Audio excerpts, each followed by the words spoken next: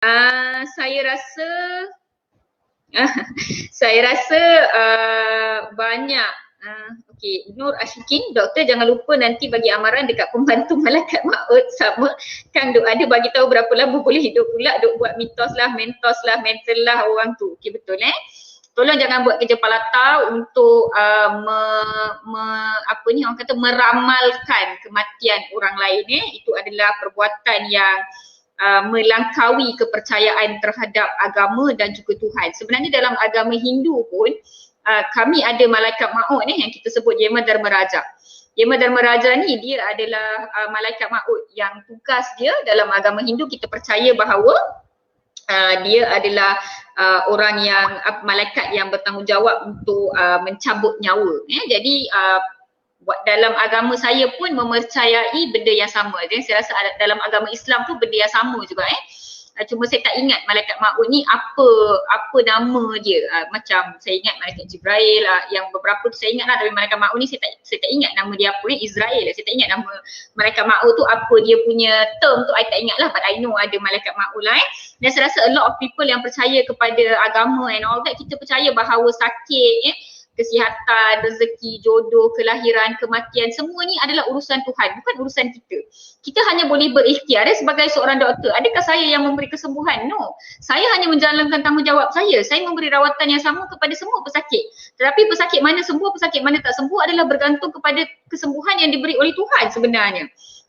Dan kesembuhan itu juga bergantung kepada bagaimana badan dia memberi reaksi terhadap rawatan tersebut, dan reaksi itu sebenarnya datang daripada Tuhan juga. So everything is goddess actually, alright? So easy kalau kita berbuat begitu Oh ya, memang Nurzat is Malay dia Malay Muslim so boleh bagi salam kat dia, tak ada masalah.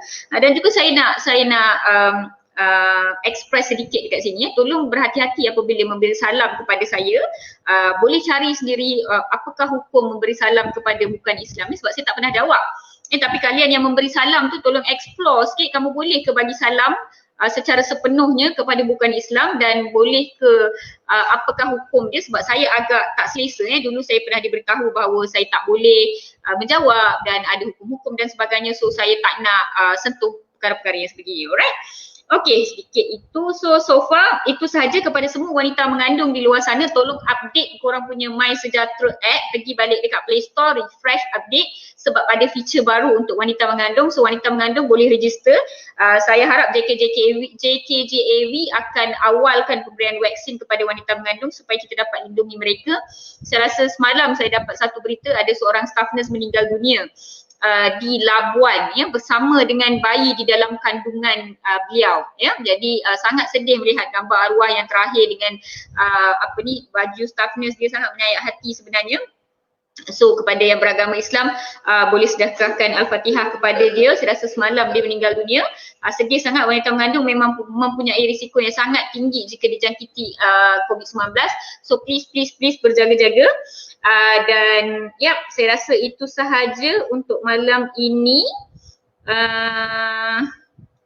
Okey, soalan daripada Nurmiza Kak Nur. Kemungkinan tak bulat-bulat yang dibina akan memakan sel-sel badan sebab dia tak dapat nak bezakan virus dengan sel badan.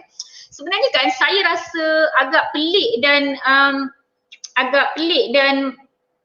tak tahulah nak cakap kelakar ke tak dengan cara-cara dan analogi you all orang-orang sebegini orang-orang yang masih was-was, orang-orang yang rasa cuba menyamakan analogi-analogi begini saya menggunakan analogi seperti bulat berkata sesuatu supaya you all faham dengan bahasa yang mudah.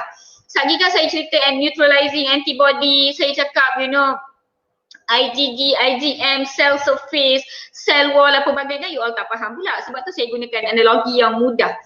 Tetapi nanti kan bila saya guna analogi mudah, ada pula orang lain yang duk sambung analogi tu ke hujung, ke hilir, ke atas, ke bawah nak sambungkan juga So biologi bukan perkara yang begitu mudah. Bukan anda boleh buat analogi suka-suka hati je. Kita kena faham setiap pathway yang berlaku di dalam badan dulu. Jadi kena concentrate waktu belajar sains form 3 dulu. Kena faham bila belajar biologi tingkatan 5 dulu. Kena hafal, kena perah buku tu, kena hirup, minum. Lepas tu kena belajar bio form 6 pula. Cell wall, human cell, animal cell, semua kena belajar daripada basic. Ya, belajar form 6 lah yang masuk matrix lah ya. Basic science kena hafal, kena makap masuk dalam kepala ni. Dah belajar bio, dah hafal kimia, dah faham fizik, barulah boleh belajar anatomi, boleh belajar fisiologi, histologi, histopatologi, patologi anatomi, pathofisiologi, microbiologi, baru boleh belajar semua-semua ni, farmakologi. Kena faham setiap satu proses yang berlaku, kena faham, kena ada dalam kepala, kena boleh terangkan balik. Berapa kali pusing pun kena faham dan kena tengok perkara tu berlaku dengan mata kepala sendiri. Bila kita diajar dekat sini ada urat X, dekat sini ada urat Y, dekat sini ada arteri X, dekat sini ada arteri Y, kena buka dekat mayat dan tengok benda tu. Faham tak? So it's not that easy tau you all. Ya, doktor-doktor sampai sekarang pun tak habis ilmu lagi. Tapi yang baca sikit-sikit tu dah boleh begitu banyak ilmu dia. Dia begitu pandai sekali. Faham tak? So, lepas faham semua basic ni, barulah kita boleh belajar tentang penyakit yang basic-basic. Internal medicine, general surgery, minor orthopedic, sikit-sikit 4th year, 5th year, 6th year. Barulah boleh graduate sebagai doktor, cinonik je pergi kerja setiap hari kena marah sebab tak faham, sebab tak reti, sebab salah. Barulah start journey. Lepas 10 tahun, lepas 12 tahun jadi doktor masih tak berakhir journey pembelajaran kita orang. Begitu banyak kita orang kena continue. Nak faham satu segmen, satu proses dalam badan, kena faham dia punya asas dia. Tak boleh tiba-tiba datang cakap, ish mana boleh hang masak guna guna ni dengan ni. Salah, orang tu masak dah 20 tahun dah. Kau baru hari ni masuk dapur dah banyak cakap. Sagi kan minyak merecik kan hang duduk berteriak-teriak. Takut. Orang tu dah lama dah, jangan tanya dia. Mak saya dulu waktu saya belajar form 2 ke form 3, bila saya balik sekolah, saya balik cuti waktu asrama, tiba-tiba saya jadi bangga, saya jadi riak. Mak saya buat sambal kan, dia masuk minyak, apa semua. Lepas tu dia letak air. Saya marah mak, mana boleh minyak bercampur dengan air? Minyak tak boleh bercampur dengan air mak, dia akan terpisah. Mak saya jeling je saya. Dia malas layan. Lepas tu dia halau saya keluar daripada dapur. Betul lah kan, saya belajar dalam makmal sains, air tidak akan bercampur dengan minyak. Mana boleh bercampur, dia akan terasing. Tapi kenapa kalau mak saya buat sambal, dia letak air, okey je dia bercampur. Boleh kan, sebab temperature sebenarnya. At different temperature, the boiling becomes different. Then dia akan tu, tapi still akan ada sedikit minyak yang menggelegak dekat atas. So there's a lot of complex guys. Kita baru belajar sikit, baru belajar bab 1 dah rasa pandai lebih pada cikgu dah. Yeah, so we have to kita kena balance lah, janganlah baru tahu analogi banyak ni terus nak kait. Human body is not that easy. Ya, orang pakar-pakar anatomi, pakar-pakar fisiologi, pakar-pakar saintis di luar sana pun masih tercari-cari jawapan. Tapi pakar-pakar WhatsApp, pakar-pakar Palatau, pakar-pakar Mokte, pakar-pakar semua-semua ni, I tak tahu mana you all dapat ilmu macam, you all dapat hidayah macam dapat wahyu tau. Boom, macam-macam you all cakap. Orang lain pun duk percaya je.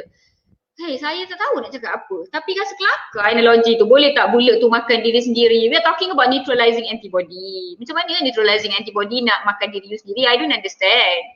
Okay, so don't talk things yang akan menampakkan sendiri, empunya diri sendiri tu nampak tak cerdik.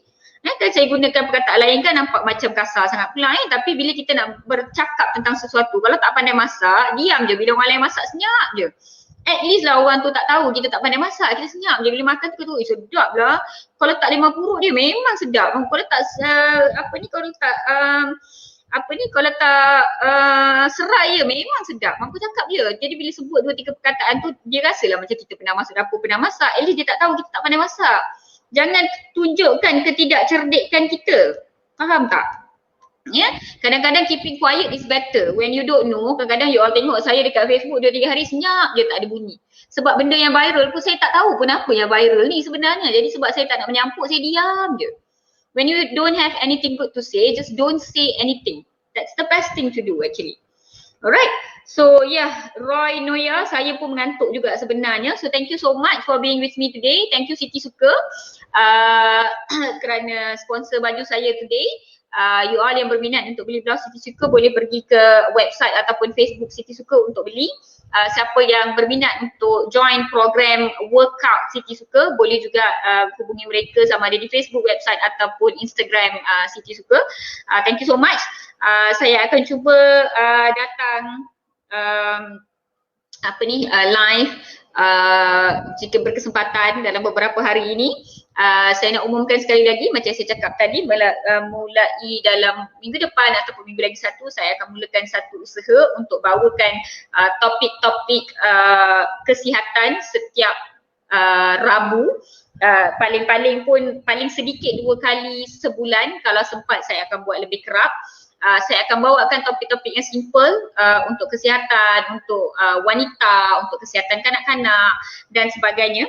Saya tengah fikir-fikir lagi apa topik pertama yang saya nak bawa. Sebenarnya rasa-rasa macam nak bawakan topik kesihatan wanita. Jadi kalau you all ada apa-apa nak tanya, saya nak tanya tentang ni doktor, bawakan topik ni doktor dan sebagainya, nanti boleh suggest dekat ruang komen. Dan selain itu, doktor nanti tengok-tengokkan cadangan saya untuk next topik. Ya boleh Tengku Jo Zamzam. Nanti saya buka satu post khas untuk Hi Elwin, I missed you. I thought you tak datang. So Tengku Jo, Elwin, Mawi, Latifah ada nampak tadi, Zalifah tak nampak malam ni. Ramai senior tim Slaughter Dr. Mala yang selalu absent. Saya rasa saya kena bagi warning letter kat you all lepas ni. So thank you so much for joining me live today. Thank you Norzat for being backstage. Thank you semua yang berada dengan saya. Thank you Siti Suka juga. Dan kita jumpa lagi mungkin besok, mungkin lusa saya mungkin akan announcekan dalam satu lagi sesi live saya, iaitu take care, stay safe, stay healthy. Kita jaga kita, jom kita menangkan PKP 3.0. Slaughter Dr. Mala, bye bye.